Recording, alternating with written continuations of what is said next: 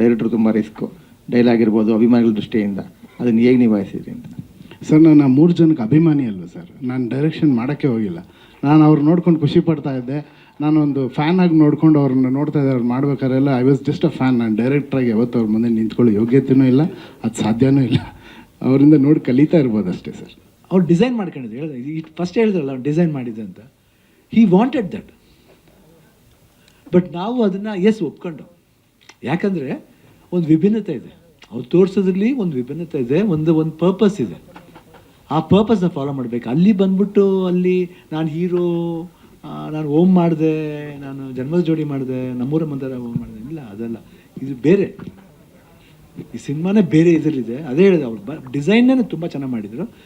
ಆ ವಾಯ್ಸ್ ನಂಗೆ ತುಂಬ ಇಷ್ಟ.